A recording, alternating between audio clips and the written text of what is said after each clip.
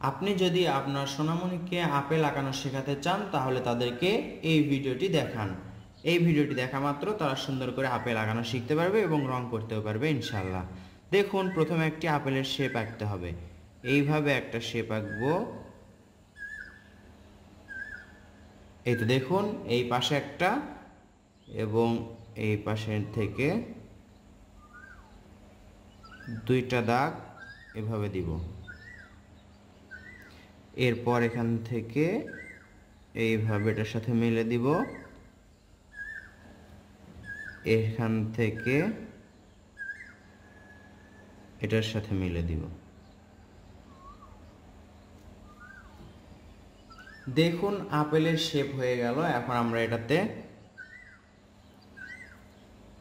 পাতা আঁকবো। প্রথমে এভাবে ডালের মতো দিয়ে এটার সাথে এখন পাতা আঁকতে হবে। পাতা কিভাবে আঁকবেন দেখুন, এখান থেকে একটা দাগ উপর দিকে তুলে দিলাম। এই তো গোল করে এটার পাতা আঁকলাম। আবার এখান থেকে একটা দাগ এইভাবে ভাঁজ করে দিলাম। এই তো পাতা আঁকলাম। এই পাতার মাঝে এইভাবে দাগ দিলে সুন্দর লাগবে। আপেল আঁকা প্রায় শেষ। এখন আমরা এটাতে রং করব। রং করার পর কিন্তু আপেলটা অনেক সুন্দর লাগবে।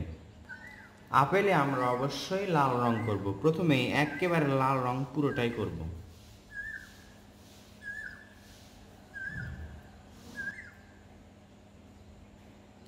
পুরোটাই লাল রং করব। খেয়াল করতে হবে রংগুলো যেন দাগের বাইরে না যায়। এরপর হালকা সবুজ রং করব পাতায়। পাতায় হালকা সবুজ রং করার পর এই বোটায় করব গাঢ় সবুজ রং। এরপর আমরা গাঢ় খয়েরি রং নিলাম। গাঢ় খয়েরি রং নেওয়ার পর দেখুন বোটার নিচে এভাবে করে একটু গাঢ় করে দিতে হবে, এতটুকু হালকা করে।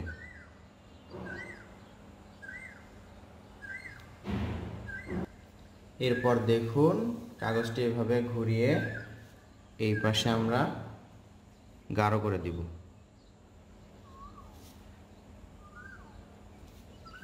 চাইলে আপনারা এটা নাও করতে পারেন। ছোট বাচ্চারা যখন ড্রয়িং করবে শুধু লাল এবং সবুজ রং দিয়েই আপেল আঁকা শেষ করবে। যারা একটু বেশি সুন্দর করতে চান তারা এভাবে রং করলে একটু ভালো হবে। দেখুন এপাশে গাঢ় রং করলাম, এরপর এদিকে হালকা করব।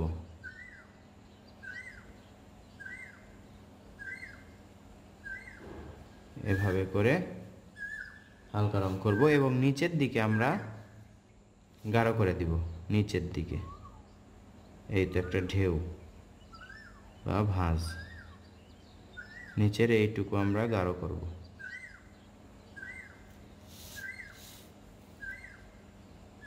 এবার পেন্সিল দিয়ে আমরা এগুলো আউটলাইন দিব। দেখতে পাচ্ছেন পেন্সিল দিয়ে একটু কালো করে দিচ্ছি হালকা করে। এই তো এখানে আমরা 4B পেন্সিল দিয়ে এভাবে করে হালকা করে কালচে করে দিচ্ছি।